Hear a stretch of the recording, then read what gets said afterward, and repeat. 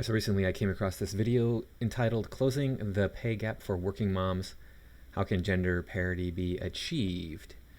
We're going to go through this video and we're going to see all of the mistakes that this feminazi makes.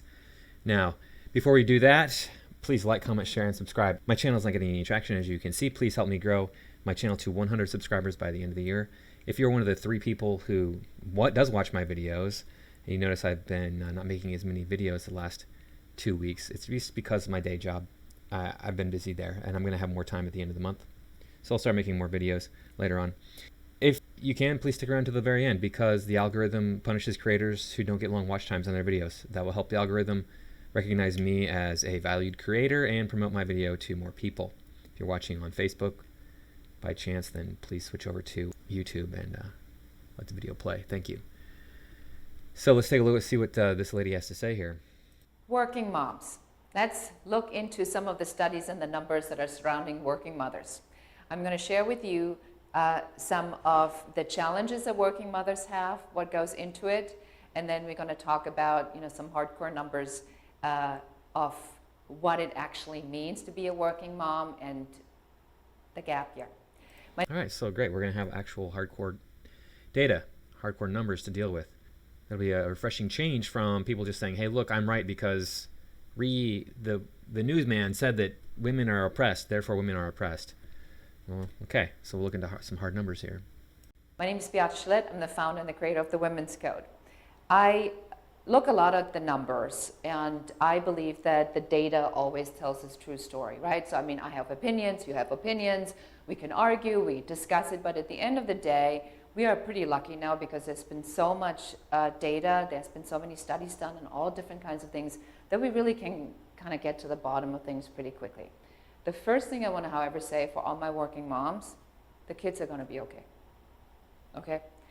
Okay, well, let's look at the numbers there on the kids being okay.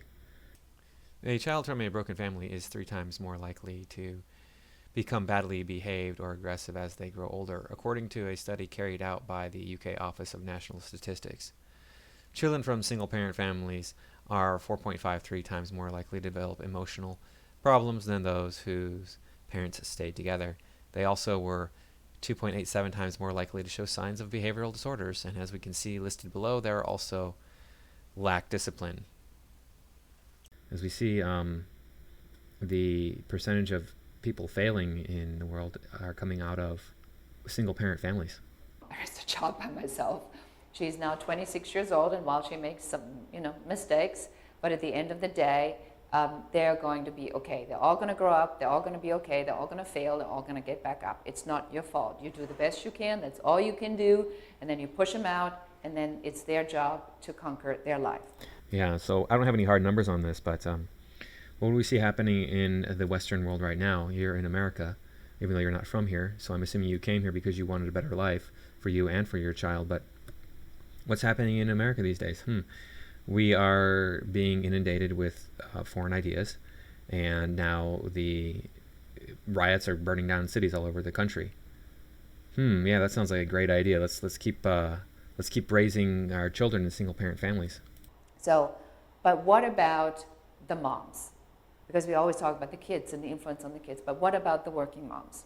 So being a working mother, first and foremost, is an unbelievable amount of hard work. And it's just difficult because you will be always in this conflict between, should I even be working? Would it be better for my children if I was not working? So I'm going to tell you a funny story. Yes, so according to the numbers, it would be better for your child if you were not working. And you're going to tell us a funny story now. I'm sure it's going to be just hilarious. I'm going to laugh my butt off. So I always had to work. And when my daughter was about 18 months, I went through the divorce. My ex-husband's an alcoholic and a pathological liar. Okay, so you're making bad choices. So why would I want to listen to you at all? You chose to be intimate with, you chose to commit to, and then you chose to have a child with a man who is an alcoholic and a pathological liar. Could it be that you're an idiot and I shouldn't listen to anything that you say then? It took you at least 18 months. No, it would have to be 27 months because your daughter took 9 months to gestate before you figured out that this man was bad for you. Yeah, I I made some stupid choices in those types of relationships too, but I was never stupid enough to have children or get a legal binding contract with those individuals, because I knew that I was naive and could be making a wrong choice. I was aware of my naivete. So, I made some mistakes and I had to figure out a way to get out of it.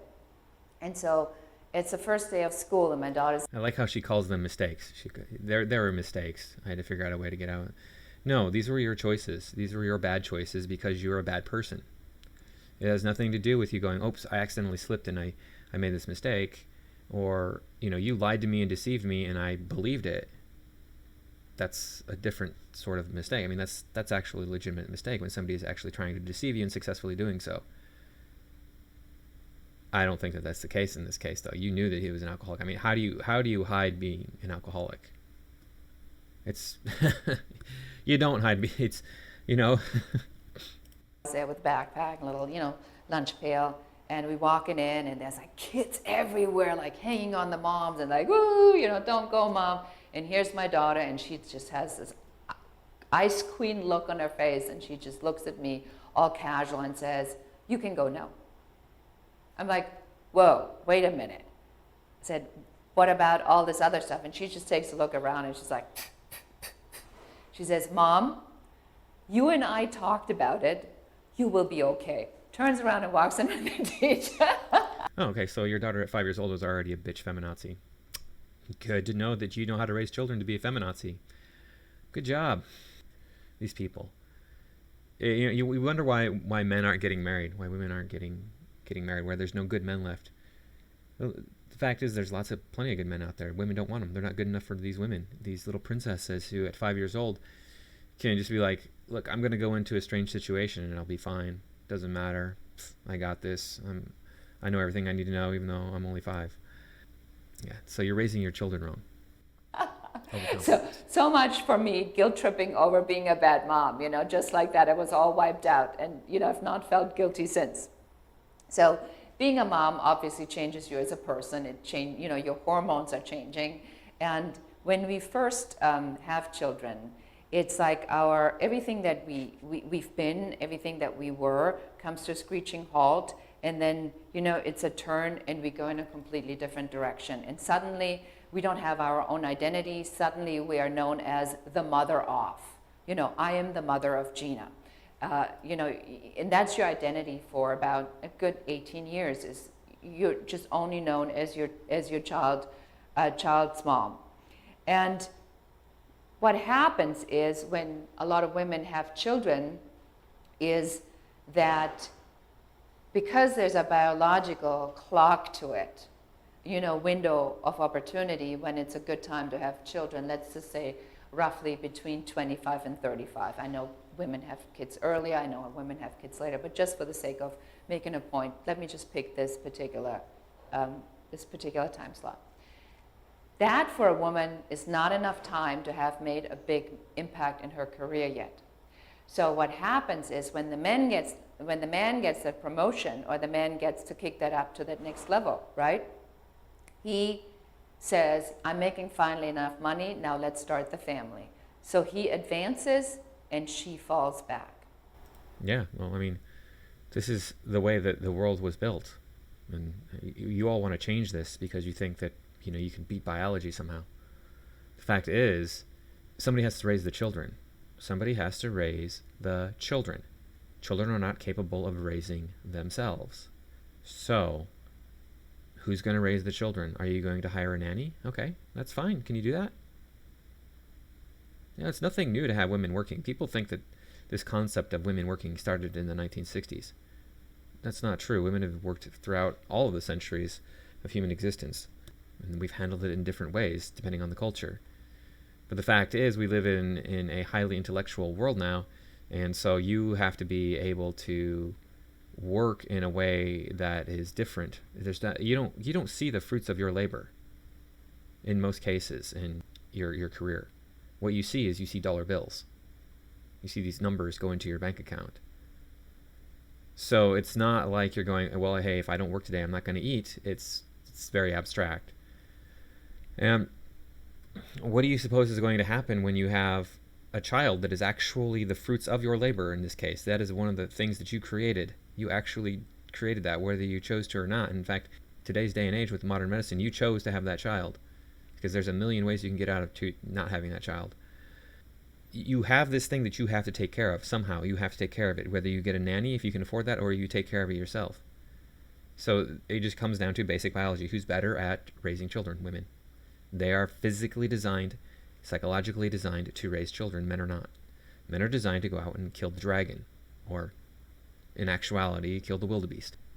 And you want to deny that. I don't know why these women want to deny. See, feminism is all about women having financial power, being on top financially. It's all about women being on top financially. It has nothing to do with women having a place in economics. It's all about women being on top. And I might talk about that at the end of the video. We'll see. But because we love him, we love, we want to have children, we have the kids, and many of us want to take time off. The studies show that about 18 months is, like a typical time to take off. So here comes the stigma women have to contend with. So when the woman is ready to re-enter the workforce after about 18 months, guess what happens? Here is a study. So Kate Weishauer, assistant professor of sociology of UNC Chapel Hill, says that people that do not have a resume gap are 3 times more likely to get an interview callback. Let's talk about the bias. And what she did is they send out like over 3,000 fake resumes on jobs, and they put on the resume gap years, unemployment, same duration, 18 months unemployed, and they sent these resumes out, and then they checked what kind of came back, and the numbers are truly, truly, truly shocking. So you're going to show us these numbers? You're gonna pretend like they exist. I would not be surprised at all if resume gap hurts your chances of getting hired at a company. However, men have resume gaps as well. And usually when a man has a resume gap, it's not his choice. Whereas when a woman has a resume gap, it is her choice. She chooses to have a child. I'm sorry that you feel like you're being punished for that. That's just terrible, awful. Why did you choose to have a child then? Don't have a child, you won't have that punishment. So if someone was just laid off and unemployed for 18 months, they still were more likely to get an interview call back, but the working mom. The working mom, if a woman takes off 18 months, she now falls completely to the bottom of the pile. Yeah, for good reason. And, now you think this is just some sort of weird punishment that we're thrusting upon mothers. No, what it has to do with is your title as a mother. That's not what it is, and that's what you seem to be conflating the two. Is like I'm a mom, therefore I'm getting punished for this. No, it's you have these other obligations in your life. You're less likely to work overtime. You're less likely to work weekends. You're more likely to take time off if you're a mother. Even a father is less likely to work weekends, less likely to work overtime, more likely to take time off than a single man without any children. It's just you look at it from an employer's point of view. You can't do that, though. You're looking at it as they're oppressing women. Women are so oppressed. No, it's just a cost benefit. I don't have any kids. I don't have any obligations. So my employer can go, hey, you want to work this weekend? Okay, well, I'm going to work this weekend. I don't mind. I worked yesterday, and it was Saturday. So. And she is the outcast of society. It shows that 15.3% of the employed mothers, 9.7% of the unemployed mothers, and 4.9% of stay-at-home moms receive a callback, right? So if you're employed, you get a callback. If you have no gap, you get a callback. If you have a gap, nobody cares about you. That's not exactly what those numbers said. Let's listen to them again. It shows that 15.3% of the employed mothers, 9.7% of the unemployed mothers, and 4.9% of stay-at-home moms receive a callback, right? So it's like 5% of the people who had a gap get a call back. So that's not nobody. It's 5% is significant. If we lost 5% of the population, you would notice. Yeah, it's a small percentage, but still, I mean, it's not invisible. And the same percentage is also for fathers. So this is not a woman-specific problem. It's primarily a woman-specific problem because women have children and more women take off for... Says right here, gender parity be achieved. Gender parity, but it's not a woman problem. Got to make everything about themselves even when it's not. The children for the parent year than men do. But if men do it, they have the same issue. So we have to, as a society, not just enough that women are feeling guilty about being a working mom, but now we're also completely losing our careers if you do choose to have children, and we're being penalized by our employers, we're being penalized by the businesses, and it's just not right. It's not a penalty. It's just, cost analysis. It's better for the company to hire a single bachelor with no children. I don't know why this is hard for you to understand. We have demonstrated again and again and again that the numbers are better when women are in the business. Okay, do you have these numbers? Can you please show me these numbers? Where are these made up? See, you always want to say that you have this information. You don't have any hard data. It's like the vaccines cause autism. There's no information to support it, but for some reason that myth persists in our culture. And same way with this myth that, hey, women in the boardroom are a benefit to the boardroom. When I was a kid, all the time, constantly, persistently, these big corporations were giving out sweepstakes. They had sweepstakes all the time, constantly, all the time. Win this prize, win that, send in box tops, get this, do this, do that, do the other thing, and you can win a prize. Now you never see that. There's no sweepstakes going on. Why? Well, women got into the boardroom and they said, hey, I want that money in my pocket. Things became much more competitive about getting that money into the pockets of the CEOs. Maybe it's just coincidence that women started going into the boardroom at the same time this happened, but there it is. We have to stop applying the same criteria that we're using in the old men's code for men for women, because men don't have children. And so far, only a few men actually want to take the time off. But having children and taking... That's not, the thing is women, why do you want to go to work? Why do you want to be at work if you have children? Men want to stay home with their kids a lot of times. Like if I had a child, I'd be like, yeah, I want to hang out with my kid. I don't want to go to work. I had a kid for a reason.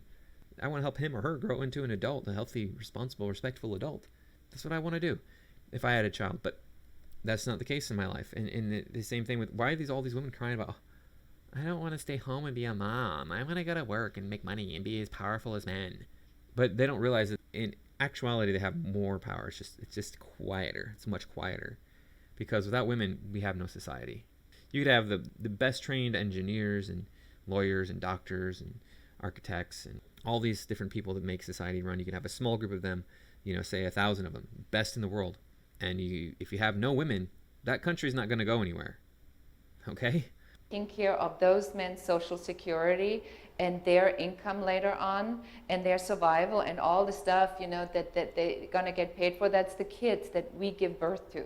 So we have to stop punishing women.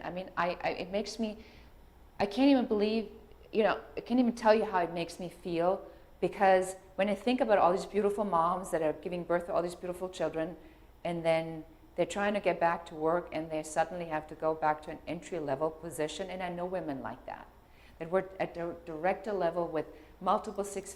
They don't have to go back to an entry-level position. They can start their own business. They can do their own thing. They don't have to go back to work. And they should be They shouldn't be taking 18 months off. They should be taking like 10 years off to raise a child, to get to that level where it can function well enough away from the parents that it's okay that it has a babysitter or a nanny. Figure salaries that are now competing for an entry-level position with a 25-year-old. That's just insanity. We don't get dumber because we have children. We get smarter and more efficient and better leaders because we have children. America, are you hearing me? If you don't like America so much, you should probably go back to your home country, but you're not going to do that because you probably have it better here in the United States. Okay, now I see that right here she's got, oh, if we look down here, I can't move my cursor, there we go. So look down here in the lower right next to her face there, it says Amway. I was part of Amway for a little while. Didn't take me long to figure out that it should be called Scamway. So she's doing Amway. She's an entrepreneur. She owns her own business, her own small business. Amway is a multi-level marketing. If you don't know what that is, it's a direct sales basically. You get a team of people under you, and they sell stuff, and you make money off of them selling stuff. You can sell stuff yourself, make money off that too. Yeah. So anybody who is going to fall into a multi-level marketing scam for long term, don't listen to them. This woman is talking out her ass. She's in the right because she has this opinion. She was in the beginning talking about how we're going to use facts and figures. It's going to be, we got numbers, we got all this stuff, but then she didn't use any numbers, not a single number. So anyway, guys, thanks for watching. I do appreciate all of you stopping by. Please like, comment, share, and subscribe. I'll see you next time.